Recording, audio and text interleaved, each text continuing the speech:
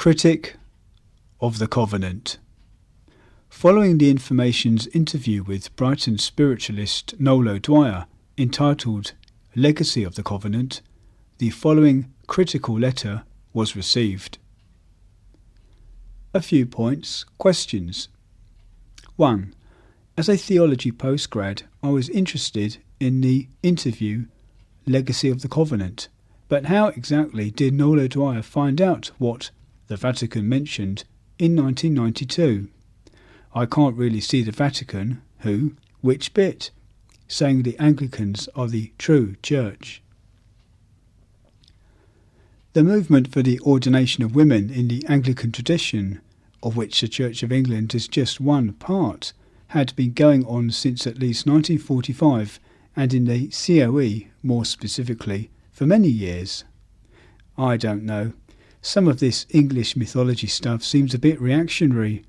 The interview implies the 10 missing tribes equal the white nations.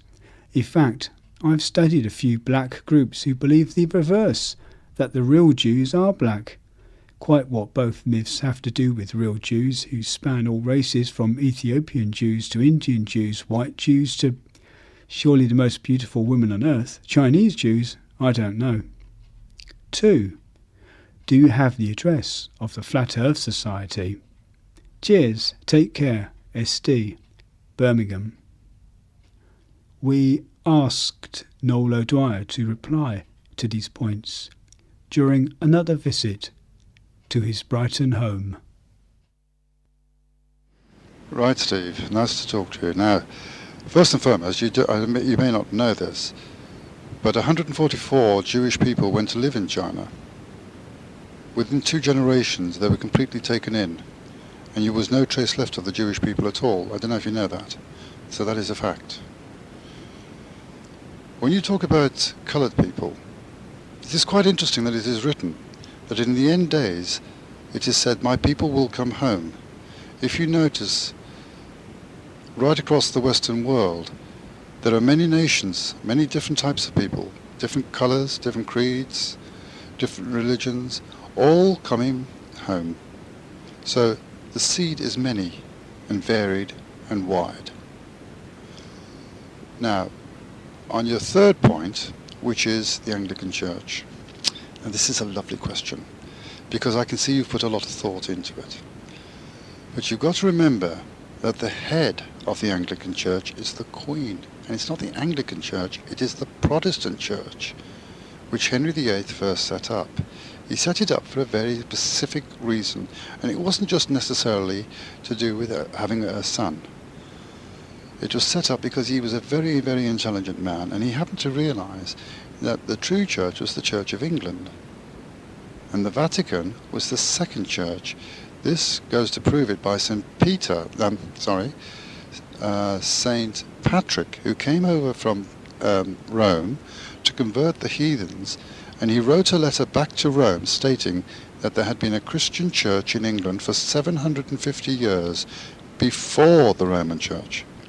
So the Church of Rome has always acknowledged on 2 Vatican councils that the Church of England is the true church. And that's where the answer comes from. Okay. I'm not necessarily going to write this down, but he puts in 1992, he puts what the Vatican mentioned in quotes in 1992. Was that date a specific thing that they mentioned? Yes, it was a very specific thing, because you can check this in actual history. The Archbishop Rumsey at the time went to the Vatican, and in the Vatican he aligned the Church of England to the Church of Rome. Now the Pope actually said to him that, "Sir, I have to remind you that you are the true church." And the Archbishop Rumsey said, "Yes, I agree, sir, but we are prepared to align ourselves to you, as you are becoming the main force within Europe. Not only in Europe, but in the world." And as if you notice what is happening around the world, many, many churches are now slowly, but most definitely aligning themselves to Rome, so as it becomes one gospel, one church, one religion. But, as I said, after this, I was quite nervous by what I'd heard, and I said that upstairs would have to respond to this, and they did respond several years, 2 years or so later, by ordinating women priests. And that was upstairs response to this.